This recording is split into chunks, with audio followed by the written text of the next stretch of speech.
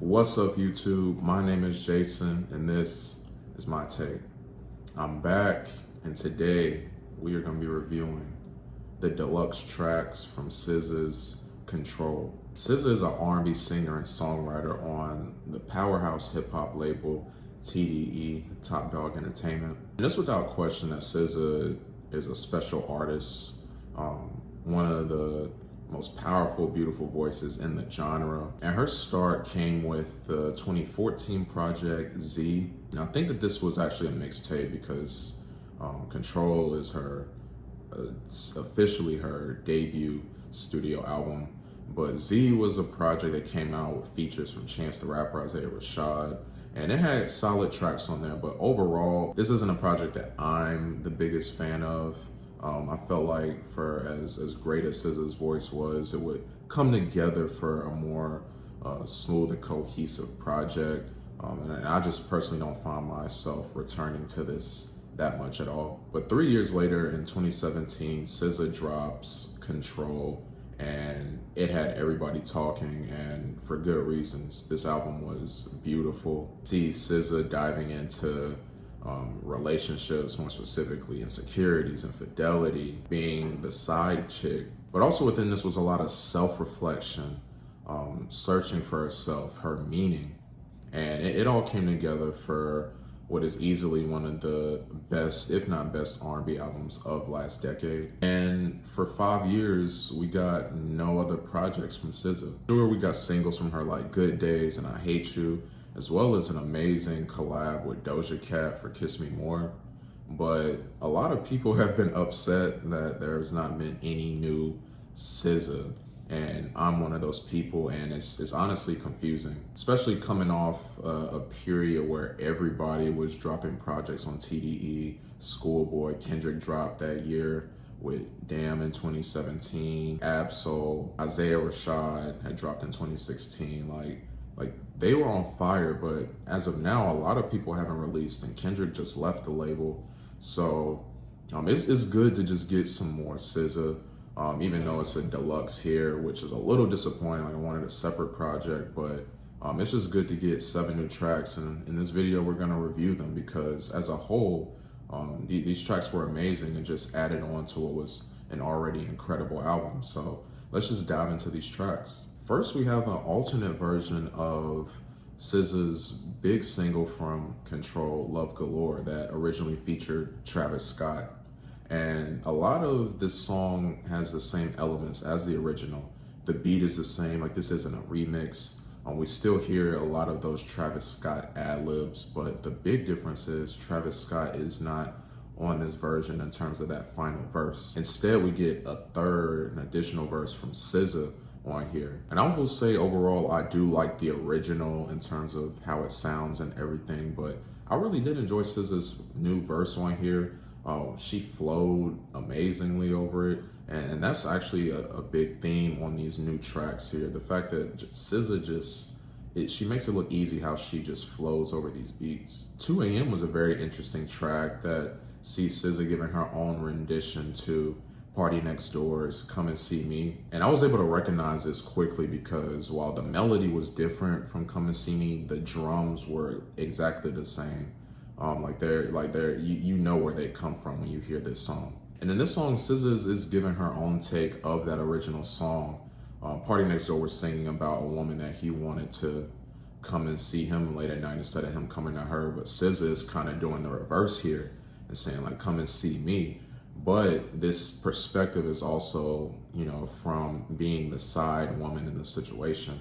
And it pulls a lot from SZA's song The Weeknd, which is another big track from the original Ctrl. Also, what was very interesting is that at the very end of this song, maybe the last like 40 seconds or so, we get a snippet of an unreleased song that's apparently called Inside Man. And I would like to hear more of this track.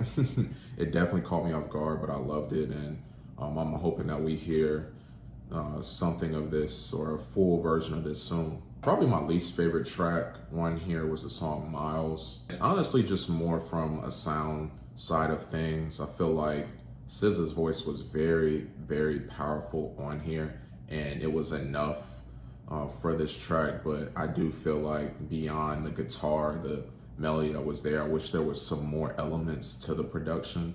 It really would have made this a stronger track in my opinion. This song is about self-reflection for SZA, and she kind of looks around and sees how people move, more specifically how they're able to press forward and move on from difficult situations. She finds that she herself struggles to do this. And I love how she uses time in this song as well to say that time just always just moves. It always keeps moving forward, but I can't move forward.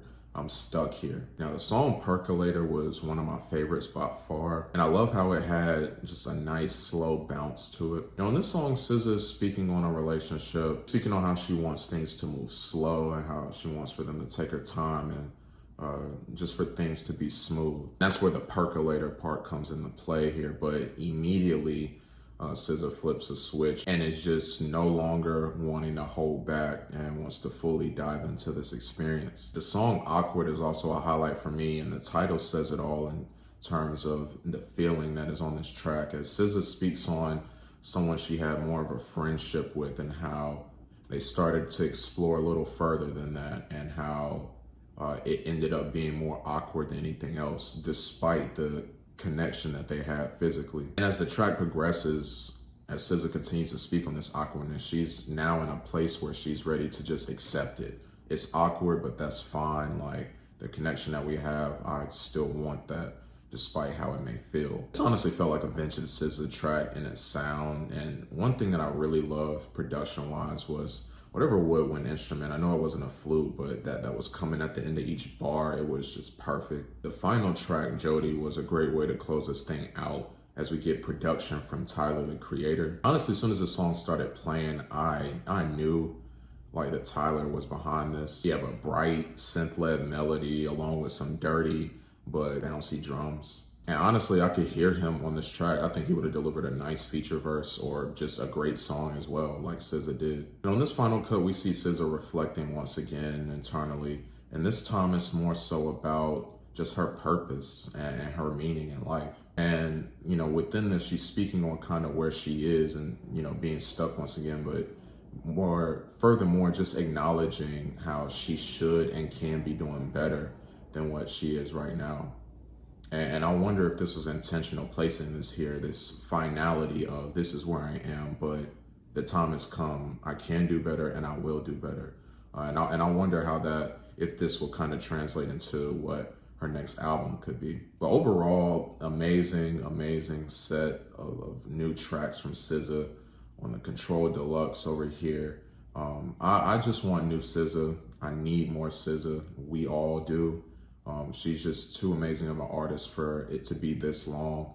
And, you know, I do feel like she is in a special type of place to be able to go this long without it, and people still, you know, being there for her and still supporting, and not being a situation like Roddy Ricch where he just disappeared for 2 years with no promo, no new singles, and, you know, the reception of his new album wasn't the best. SZA, what she did in 2017 was so powerful that even this much amount of time passing isn't hurting her at all. Just a tiny rant here. I really do wonder what's going on over at TDE with their artists and their releases, because, you know, it's been 5 years since SZA released a full project. It's been 6 years since Ab-Soul did. It's been like 3 or 4 years since Schoolboy's release. Like, Kendrick just left. Like, I wonder, like what's going on over there? I wonder why there hasn't been a lot of noise from TDE, who at one point I considered the best label in hip hop, but I think Dreamville is taking that crown from them because of that output and their quality.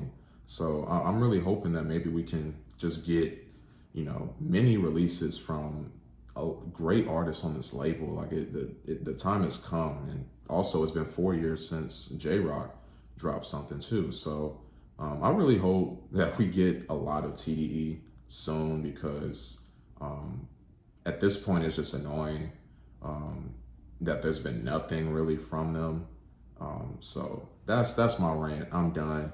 But I'm gonna give these new set of SZA tracks an 8 out of 10. So what'd you think of these new SZA tracks? Did you love them? Did you hate them? What were your favorite tracks? Let's have a discussion down in the comments. Thank you guys so much for joining me. My name is Jason. Please like and subscribe to the channel. This has been my take, and I'll see you next time.